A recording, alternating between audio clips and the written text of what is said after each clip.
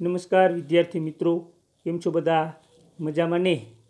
श्री सत्यप्रकाश विद्यापीठ online education में आप सौનું हार्दिक स्वागत है। विद्यार्थी मित्रों, विषय हिंदी धोरण 9 अंदर आपणे 5 पाठ पूर्ण करेला ने त्यारबाद आपणे छठो पाठ जोईए मेरी बीमारी श्यामा ने ली। एना लेखक छे हरिवंशराय बच्चन। मेरी बीमारी श्यामा ने ली। श्यामा एटले के हरिवंशराय बच्चन की पत्नीनु नाम छे के लेखकनी जे बीमारी छे एनी पत्नी पोते एम कहेवाय ने के एनी सेवा करीने ले छे, एटला माटे पाठनु नाम छे मेरी बीमारी श्यामा ने ली। जोईए हवे आपणे लेखक परिचय। जन्म 1907 અને મૃત્યુ 2003 में आ हरिवंशराय बच्चनનું मृत्यु थयेલું। આપણે જાણીએ છીએ કે આપણા ફિલ્મ ઇન્ડસ્ટ્રીની અંદર વિખ્યાત અને એમ કહેવાય ને કે સુપરસ્ટાર તરીકે જેને આપણે ઓળખીએ છીએ અમિતાભ બચ્ચન। આ અમિતાભ બચ્ચનના પિતા છે હરિવંશરાય બચ્ચન અને તેઓ એક સારા એવા હિન્દી સાહિત્યના લેખક અને કવિ હતા। हिंदी साहित्य में हरिवंशराय बच्चन का नाम उनकी एकमात्र कृति से ही अमर हो गया। कि हरिवंशराय बच्चन ने हिंदी साहित्य अंदर खाली एक एवी कृति लिखी थी जेथी करी अने एम कहीने कि हिंदी साहित्य अंदर तेमनुं नाम अमर थई गयुं। हालांकि विपुल मात्रा में साहित्य सर्जन किया है, जो कि एने घणी बधी साहित्य कृतिओं की रचना करी छे। छायावादोत्तर काल के कवियों में बच्चन एक विशिष्ट सर्जक रहे अने छायावादी कालना समय में एम कहे ने बच्चन जी से एक सारा एवा सर्जक तरीके रह्या था। इलाहाबाद विश्वविद्यालय के अंग्रेजी के प्राध्यापक के रूप में, तत्पश्चात दिल्ली में सरकारी सेवा, आकाशवाणी और 2-1 अन्य स्थलों पर आपने सेवाएं दी।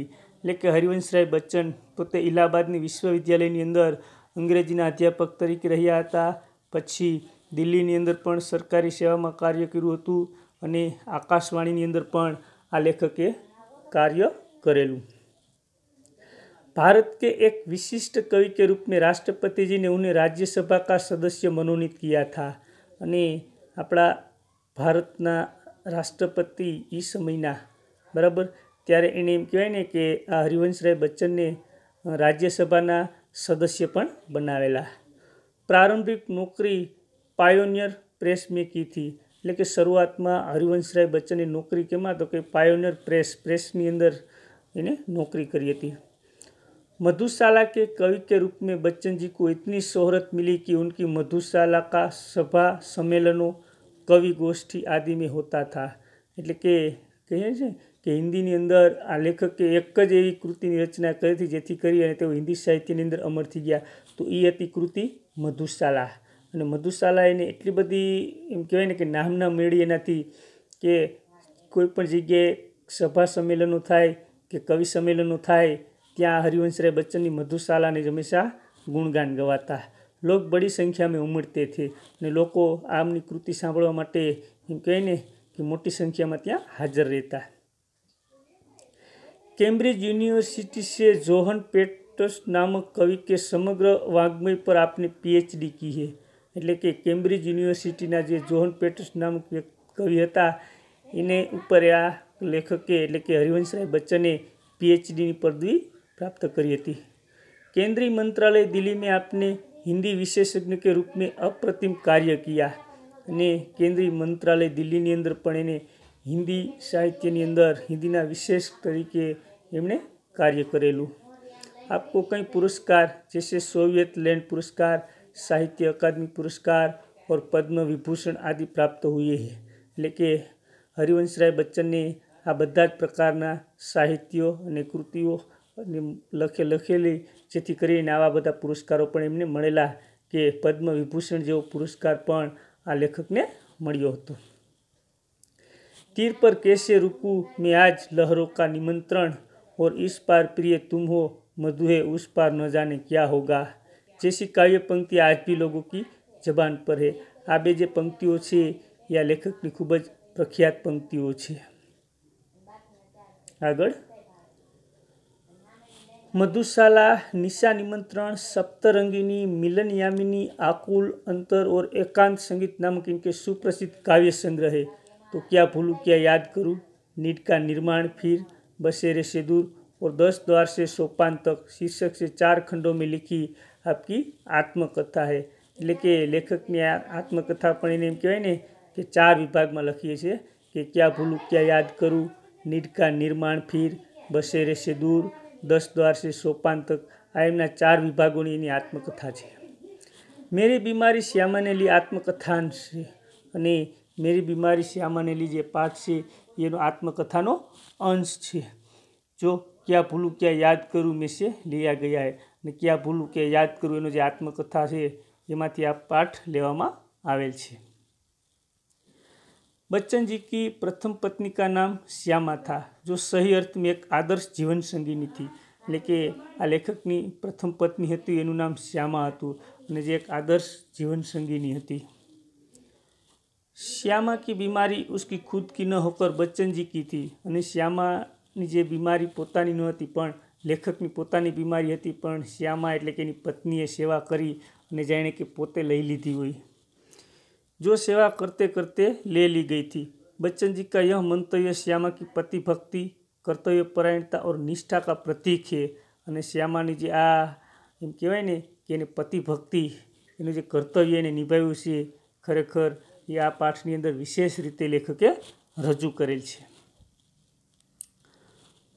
प्रस्तुत आत्मकथांश में श्यामा की बीमारी का दर्दनाक और कारुण्य सभर निरूपण मिलता है, तो दूसरी ओर कवि की भावुकता और संवेदनशीलता का प्रकटीकरण मिलता है।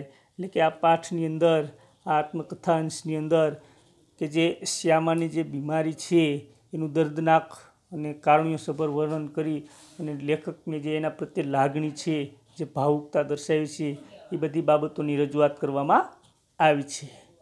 क्या भूलूं क्या याद करूं श्री हरिवंश राय बच्चन की आत्मकथा है। हिंदी के इस सुप्रसिद्ध कवि ने अपने संस्मरण बड़े ही रोचक ढंग से आलेखित किए हैं। એટલે કે क्या भूलूं क्या याद करूं ये हरिवंश राय बच्चनની જે આત્મકથા છે એમાંથી આ અંશ લેવામાં આવ્યો છે। कवि अपने जीवन की घटनाओं के साथ उस युग का चित्र भी दे देता है। प्रस्तुत अंश क्या भूलूं क्या याद करूं से लिया गया है। इसका यह शीर्षक मेरी बीमारी श्यामा ने ली विषय वस्तु का भी निर्देश करता है। એટલે કે क्या भूलूं क्या याद करूं એ લેખકની આત્મકથા અંશ છે અને એમાંથી આ અંશ લેવામાં આવ્યો છે કે મેરી બીમારી શ્યામાને લી એ વિષય વસ્તુ આ પાઠ અહીંયા લેખકે હરિવંશરાય બચ્ચને રજૂ કરેલ છે। તો વિદ્યાર્થી મિત્રો હવે આપણે જોઈએ પાઠમાં આગળ। मैं अपनी बीमारी को दुलराने वालों में न था। लेखक पोते एम कहे कि जे मारी जे बीमारी है ये हूँ कोईने दुलराने वालों में न था, मतलब कोईने जाण करवा नतो मागतो। सच कहूँ तो मैं अपनी बीमारियों के प्रति प्राय निर्भय था। એટલે લેખક પોતે પોતાની જે બીમારી છે એના પ્રત્યે પણ પોતે એમ કે નિર્ભય હતા, मतलब એને જરા પણ ભય ન હતો। शायद मैंने गांधी जी के ही लेख में कहीं पढ़ा था कि बीमार होना अपराध है। लेखक आવું गांधीजीए पोते पण कहता कि बीमार होવું एक अपराध છે, गुनो છે। हमें जो शरीर दिया गया है उसे हम स्वस्थ न रखें तो हम अपराधी तो है ही। कि આપણે જે શરીર આપણું આપવામાં આવ્યું છે અને આપણે જો એને સ્વસ્થ ન રાખી બીમાર પડીએ તો એ આપણે અપરાધ જ કહેવાય। मैं इस तर्क को कुछ और आगे ले गया था। लेखक आ જે તર્ક હતું ગાંધીજીનું એને હજી થોડુંક પણ આગળ લઈ જવા માગતા હતા। अपराधी को दंड देना चाहिए, कोई पण प्रकारનો अपराध કર્યો હોય તો એને દંડ આપવો જોઈએ। मुझे जब कभी छोटी मोटी बीमारी होती, जुकाम, बुखार, खांसी, सिर दर्द, तो मैं खाट पर न लेटता और भी अपने से काम लेता। એટલે કે લેખક પોતે એમ કહે છે કે મને કોઈ નાની એવી બીમારી હોય, जुकाम હોય કે બુખાર, તાવ હોય, ખાંસી હોય, શરદી હોય, માથું દુખતું હોય તો ક્યારેય ખાટ પર ન લેતા, मतलब ક્યારેય સૂતા નહીં પણ છતાં પણ પોતાના શરીર પાસેથી પોતે કામ लेता। मुझे भरे फुट बुखार में अपनी रात की ट्यूशनों पर जाने की याद है कि एकदम बुखार हो, ताव हो छતાં પણ એમ કહે ને કે લેખક પોતે રાતના સમયમાં ટ્યુશનમાં જતા। बुखार की गर्मी और तेजी में तो मैं और जोश से पढ़ाता। मजदूरी करके रोटी कमाने वालों को बीमार पड़ने का क्या अधिकार है। बीमारी अमीरों की हमदर्दी है, गरीबों को उसे अपने पीछे न लगाना चाहिए। लिखने में तो ऊंचा बुखार मुझे सब तरह से सहायक, प्रेरक और प्रोत्साहक लगता, एक तरह की आग जिससे मेरी अनुभूतियाँ में ताप आता, जिसमें गल पिघल कर मेरा हृदय ढलता, एक तरह की भट्टी जो मेरे विचार भाव कल्पनाओं को उबाल देकर उच्छलित करती। कि भाई लेखकने પોતાને ગમે એવું ભૂલતા હોય તો પણ પોતે ટ્યુશનમાં જતા, અને એમ કહેવાય ને કે મજદૂરી કરતા માણસો હોય, મતલબ રોજીરોટી કમાતા હોય એવા લોકોને તો એમ કહેવાય ને કે તાવ ક્યારે હોતો નથી. તાવ તો એમ કહેવાય ને કે અમીર લોકોને, બીમારી તો અમીર લોકોને જ હોય છે. અને લેખકને આ બધા અનુભવ થતા એમ કે ભાઈ સામાન્ય વ્યક્તિને ઝડપથી, મતલબ કે રોજી રોટી કમાતા હોય, મજદૂર કામ કરતા હોય, એને ઝડપથી તાવ નથી હોતો, પણ જે એમ કહેવાય ને કે પૈસાદાર હોય, અમીર લોકો હોય, એને ઝડપથી તાવ આવતો હોય છે. यह तो मैं नहीं कहूँगा कि बुखार में अदबदा कर लिखता था, पर अगर मैं लिखना चाहता तो बुखार मेरे लिए कोई बाधा नहीं बन सकता था.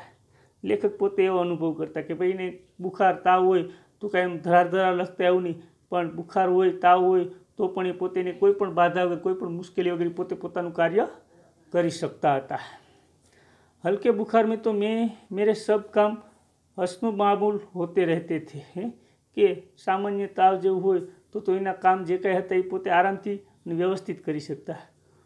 कोई मेरा बदन छूकर कभी कहता था कि तुम्हें तो बुखार है, तो मैं पट से जवाब देता था कि हाँ बुखार है और मैं भी हूँ. લેખકને તાવ આવ્યો, કોઈ લેખકને સ્પર્શ કરીને લે તમને તો તાવ છે, તો લેખક આસાનીથી કહેતા હા મને તાવ પણ છે અને હું પણ છું. शायद किपलिंग ने अपनी आत्मकथा में लिखा है कि कभी कभी उसे बुखार में भी काम करना पड़ता था और जब वह बुखार में होता था तो और अच्छी कहानियाँ लिखता था. કે આ કિપલિંગ નામનો લેખક છે અને એને પોતાની આત્મકથામાં લખ્યું છે કે જ્યારે જ્યારે એને તાવ આવતો ત્યારે ત્યારે તેઓ સારામાં સારી કહાનીઓ, સ્ટોરી, વાર્તાઓ લખી सकता है. बुखार में कम लिखने की मुझे याद नहीं, वह कैसा बन पड़ा इसका निर्णय मैं न देना चाहूँगा. प्रसंगवश मुझे याद आ गया है कि अपनी दो चट्टाने की दो सबसे बड़ी कविताएं शास्त्र के नोबेल पुरस्कार ठुकरा देने पर और दो चट्टान अथवा सिसिफस बरकस हनुमान मैंने प्लूरिसी में पड़े पड़े लिखी थी. એટલે કે આ બધી કૃતિઓ છે એને એમ કહેવાય ને કે એને તબિયત સારી નહોતી, પ્લુરિસી નામનો રોગ હતો, ત્યારે પણ આ લેખકે લખી હતી. बहरहाल जब मैं अपनी जवानी पर था बीमारी मुझे पराजित न करती थी, मैं ही अपनी जीत से बीमारी को पराजित कर देता था. बुखार सुखार आखिर कितने दिन चलता. એ લેખક પોતે જ્યારે જુવાનમાં હતા ત્યારે તેને બીમારીથી ક્યારે પરાજિત ન થતા, પોતે જ પોતાની બીમારી એમ કહેવાય ને કે જુવાનીની તાકાતથી બીમારીને પરાજિત કરતા અને પોતે જ કહેતા બુખાર સુખાર આખિર કિતને દિન ચલતા, કે આ તાવ બાવ કેટલો સમય આવે. विश्राम तिवारी कहा करते थे मारे के पीछे भूत भागे, मैंने अपने प्रयोग से सिद्ध किया था काम के पीछे बुखार भागे. કે ભાઈ વિશ્રામ તિવારી નામની વ્યક્તિ છે પોતે એમ કહેતા કે માર કે પીછે ભૂત ભાગે, આવું કહેતા. મારો એટલે ભૂત પણ ભાગે. ત્યારે લેખક પોતે હરિવંશરાય બચ્ચન પોતે એમ કહે છે કે કામ કે પીછે બુખાર ભાગે, કે કામ કરો તો તાવ પણ ભાગી જાય. यह बुखार मामूली न था, इसका संबंध उस तूफान से था जो पिछले 9 महीनों से मुझे झकझोर रहा था और जो शांत होने से पूर्व सबसे अधिक विध्वंसक झटका मुझको दे गया था. અને આ વખતે એને જે બુખાર આવ્યો હતો એ બુખાર કંઈ સામાન્ય ન હતો, એક પ્રકારનો તુફાનની જેમ આવ્યો હતો કે જે 9 મહિના સુધી એમ કહે ને કે લેખકને સતત ને સતત પીડા પહોંચાડી રહ્યો હતો, झटका દઈ રહ્યો હતો. स्कूल बंद था, ट्यूशनों पर मैं जाता था, उनकी आमदनी की मुझे ज़रूरत थी. એટલે કે સ્કૂલ બંધ હતી અને લેખક પોતે એમ કહેવાય ને કે પૈસાની જરૂર હતી, એટલા માટે ટ્યુશનોમાં પણ જાતા. કિતાબો કી બિક્રી અભી નિયમિત નહીં હતી, એટલે કે એ પોતે જે પુસ્તકો વેચતા એની જે આવક હતી એ નિયમિત ન હતી. कर्ज सिर पर चढ़े थे અને कर्ज પણ વધતું જતું હતું. बुखार 10 दिन चला, 20 दिन चला, महीने भर चला, 2 महीने चला, जुलाई आ गई. કે આ તાવ આવ્યો એ 10 દિવસ, 20 દિવસ, મહિના સુધી, 2 મહિના સુધી, ત્યાં સુધીમાં તો જુલાઈ મહિનો આવી ગયો. अब बुखार के साथ ट्यूशन पर भी जाना न होता, दिन भर स्कूल में पढ़ाना भी पड़ता। કે તાવ હતો એટલે ખાલી ટ્યુશનમાં જ ન જવું પડતું, પણ દિવસ આખો સ્કૂલમાં ભણાવવું પણ પડતું। बुखार का नमूना वहीं, सुबह बिल्कुल नहीं, शाम को 101 102 के बीच। અને बुखार તો કે એમ કહેવાય ને કે સુબહ બિલકુલ નહીં, સવારમાં ન હોય, શામ એટલે કે સાંજ થાય તો 101 કે 102 ડિગ્રી જેટલો તાવ આવી જતો। કમજોરી दिन दिन बढ़ती हुई, कभी कभी धीमी खांसी અને કમજોરી કાયમી ને કાયમી એમ કહીને પોતાના શરીરમાં કમજોરી વધતી જાય છે ધીમે ધીમે, અને ધીમે ધીમે ખાંસી પણ ઉધરસ પણ આવ્યા કરતી। દવા શોક્યા દવા બાટુ એક હોમિયોપેથ कर रहा था, એટલે કે એની જે દવા છે એની જે કાંઈ રિપોર્ટ છે એ બધું એક હોમિયોપેથિક દ્વારા લેખક પોતે કરાવી રહ્યા હતા। कभी कभी सोचता क्या मुझे तपेदिक हो गया है, लेखक क्यारे क्यारे विचारता कि शू मने तपेदिक थई गयो छे। तपेदिक એટલે કે अंदर फेफड़ामां पानी भराय हो गया हो तो एलोपैथी का इलाज तो अपने बूते के बाहर है। तो भाई जो आવું થયું હોય तो एलोपैथीનો उपचार तो एम कहे कि पोतानी बूते के बाहर, मतलब कि पोतानी आवड़तनी बहार थी। क्या उस समय मेरी जीवा पर सरस्वती बैठी थी जब मैंने कहा था कि श्यामा का बुखार मैं लेने जा रहा हूँ? बैठी हो तो कितना अच्छा है। क्या मैं बीमार हूँ इसलिए श्यामा स्वस्थ है, जिसने पिछले 6 वर्षों से इन महीनों में ज्वर मुक्ति नहीं जानी है। कि भाई लेखक पोते एम कि बोलाई जाए कि जाने कि हूँ जयरे बोलूँ त्यारे जाने कि मारा मुखे सरस्वती बेसी गई, मतलब सत्यवाणी थाय कि भाई हूँ श्यामानी बीमारी हूँ लई लो। लेखक पोते एम कहे छे।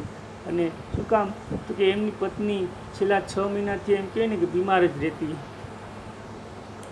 पर श्यामा को मेरी बीमारी भीतर ही भीतर खाए जा रही थी। उसने अपने इच्छा बल से जैसे अपने को स्वस्थ कर लिया था कि वह भी कहीं मेरी चिंता न बन जाए। એટલે એની પત્નીને શ્યામાને બીમારી પણ ક્યારેય એવી દેખાવા નથી દેતી, मतलब કે હંમેશા એમ કહેવાય ને કે લેખકની સેવા કર્યા કરે છે, અને ક્યારેય પોતે સ્વસ્થ છે, પોતાની ઈચ્છા બળથી પોતે સ્વસ્થ છે એવો જ હંમેશા લેખકની સામે દેખાવ કરતી। उसके अतिरिक्त मेरी बीमारी का शायद किसी को पता भी न था, क्योंकि सारे काम तो मैं सामान्य रूप से किए ही जाता था। गर्मी में तो सभी थोड़े बहुत दुबले हो जाते हैं। लेकिन लेखकनी बीमारीनी तो कोईने खबर ज नहोती। शुं काम तो कि सामान्य रीते जे रेग्युलर काम एना जे कंई हता ए लेखक पोते करता। અને સ્વાભાવિક છે કે ઉનાળાની ઋતુ હોય, गर्मीनी ऋतु હોય तो माणस थोड़ो घणो दुबळो तो पड़तो ज होय।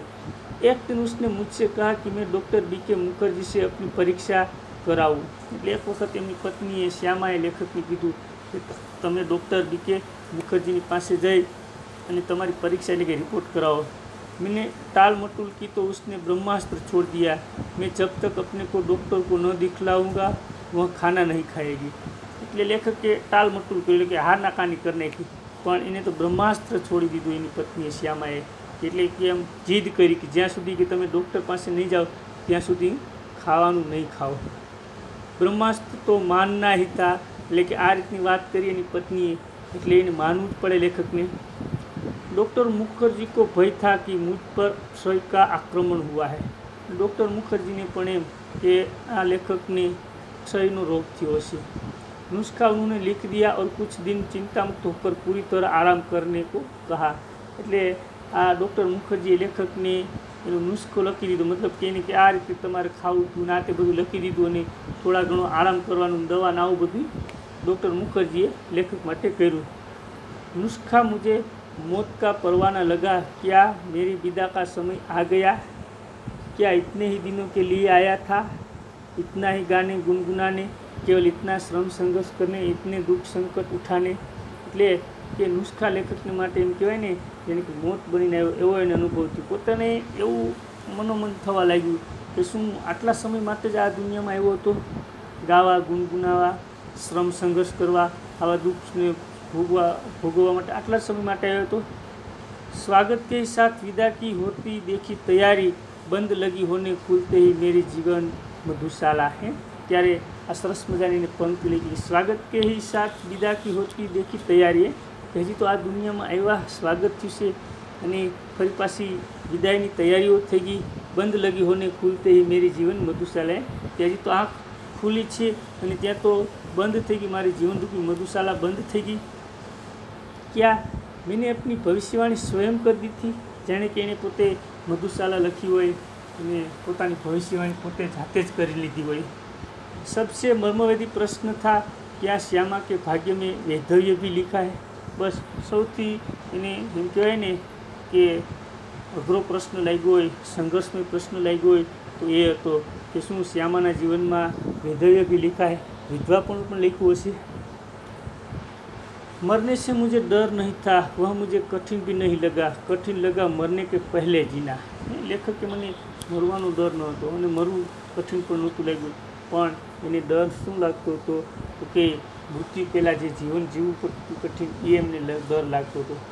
पूरे आराम के अर्थ होंगे ट्यूशन छोड़ दूँ, स्कूल से छुट्टी ले लूँ, ज़्यादा लूँ तो बगैर तनख्वाह के लेने को तैयार हूँ, फिर घर का खर्च कैसे चलेगा? शालिग्राम केवल अपनी तनख्वाह के बल पर घर नहीं चला सकते, कल उनकी बदली हो सकती है, तब ये एक पैसा भी घर भेजने की स्थिति में न होंगे। महंगी महंगी दवाएं कहाँ से आएगी? किताबों से आमदनी अनियमित और अनिश्चित है, कर्ज भी अदा करने को कम नहीं। लेखक ने सतत आवा विचार आवा लग्या कि जो भाई हूँ आराम करीश, ट्यूशन छोड़ी दईश, स्कूल छोड़ी दईश तो कांई पण आवक वगर तनख्वाह वगर घर केम चालशे? अने एमनो भाई शालिग्राम एनी तनख्वाह पण घर चलाववा पूरती सीमित हती अने टूंक समयमां एनी बदली थाय एम हती, એટલે એને પણ તકલીફ પડે અને પાછી આ મોંઘી મોંઘી બધી દવાઓ પણ કેવી રીતે લઈશ અને કિતાબોની જે આવક હતી, પુસ્તક જે વેચતા લેખક એની આવક હતી એ પણ બહુ ઓછી હતી અને કર્જ પણ વધતું જતું હતું। આવી બધી મુશ્કેલીઓ લેખકનો સામનો કરતી હતી। श्यामा ने मेरी बीमारी सुनी तो काँप उठी, पर तुरंत संभल भी गई, दृढ़ भी हो गई, जैसे उसने पल भर में अनुभव कर लिया कि उसका काँपना मैं सहन नहीं कर सकूँगा। ये लेखकनी पत्नी श्यामाए आ लेखकनी बीमारी सांभળી तो એ તો એમ કહે ને કે ધ્રુજવા લાગી, પણ એ પોતે તરત જ પોતાને સંભાળી લેશે। એને ખબર છે કે જો મને તકલીફ થશે, એટલે શ્યામાને એમ ખબર છે કે જો મને તકલીફ થશે તો એ પોતે લેખક સહન નહીં કરી શકે, એટલે પોતે પોતે સહન કરી અને એમ કહેવાય ને કે પોતાને સંભાળી લેશે। इस खबर से मेरे माता पिता को तो लकवा सा मार गया है कि लेखकनी बीमारी सांभળી અને लेखकना माता पिता ने जाने कि लकवो થઈ ગયો હોય। पिताजी धैर्यवान व्यक्ति थे, उन्होंने मुझसे कहा घबराओ नहीं, हम घर बेचकर तुम्हारा इलाज करेंगे। એટલે કે એમના પિતાજી લેખકના ધીરજવાન હતા અને એ કહે છે પોતાના દીકરાને એક લેખકને કહે છે કે તું ગભરાઈશ નહીં, આપણે ઘર વેચીને પણ તારો ઇલાજ કરીશું। शालिग्राम असमर्थता की एक उसास लेकर रह गए અને શાલિગ્રામ એમનો ભાઈ હતો પોતે જાય પણ જાણે કે અસમર્થ થઈ ગયો હોય, એમ કહેવાય ને કે શ્વાસ લઈ અને શાંત થઈ ગયો। मैंने कुछ दिनों के लिए ट्यूशन और स्कूल से छुट्टी ले ली, किताबों की बिक्री से कुछ रुपये पड़े थे, उनसे दवाएं मंगा ली और चारपाई पर लेट गए। लेखके થોડાક સમય માટે સ્કૂલમાંથી ટ્યુશનમાંથી છૂટી લઈ લીધી અને એની પાસેથી જે કિતાબો બુકો પુસ્તકો જે વેચ્યા હતા એના થોડા ઘણા પૈસા હતા એમાંથી એણે દવા લીધી અને પોતે ચારપાઈ ઉપર એટલે કે પલંગ ઉપર આરામ ફરમાવે છે। श्यामा की सेवा साकार हो गई અને श्यामा પોતે એમની સેવા કરવા લાગી છે। डॉक्टर ने निश्चित होकर आराम लेने के लिए कहा था, जब बहुत कुछ करने को रहता था चिंता के लिए समय ही कहाँ था, अब तो चिंता ही चिंता करने को थी। कि डॉक्टर એને સતત આરામ કરવા માટે કીધું હતું, એટલે લેખક પોતે એમ કહેવાય ને કે ચારપાઈ ઉપર મતલબ કે ખાટલા ઉપર સૂઈ અને આરામ કરે છે કે જ્યારે એને ચિંતા કરવાનો સમય હતો ત્યારે એમ કહેવાય ને કે ચિંતા કરવાનો સમય નહોતો મળતો, પણ હવે તો ચિંતા અને ચિંતા જ છે। विशेष चिंता भी मुझे सिर पर चढ़े कर्ज की, ने जो વધારે ને વધારે લેખકની चिंता હતી तो एना ऊपर जो कर्ज हतुं तेनी। मेरा इलाज हो या न हो पर कर्ज की किस्ती तो जानी ही चाहिए, उसकी नियमित अदायगी के साथ मेरी साख जुड़ी थी, उसका जाना मेरे मरने से पहले ही मेरी मौत होगी। कि भाई इलाज तो धीमे धीमे थशे ज, पण एनी पासे जे कर्ज हतुं, कर्जनी जे किस्ती એટલે कर्जनी जे नाव हती एम के व्यवस्थित नियमसर नियम जे कांई जेने आपवानो होय ए अपावो जोईए, एनाथी तेनी शाख हती शाखा हती। उसका जाने मेरे मरने से पहले ही मेरी मौत होगी, पण न जाने लेखकने पोताने एवो अनुभव थाय छे कि हूँ मारुं कर्ज भरपाई करूँ एनी पहेला तो क्यांक मारुं मौत न थई जाय। तो विद्यार्थी मित्रों आपणे आ पाठ 6 ने अहींया सुधी राखीए, बाकीनो બીજા વિભાગમાં પેજ નંબર 26 સુધી આપણે પાઠ પૂર્ણ કરીએ છીએ અને બાકીનો પાઠ છે નેક્સ્ટ લેક્ચરમાં. ત્યાં સુધી બધાને જય હિન્દ, જય ભારત.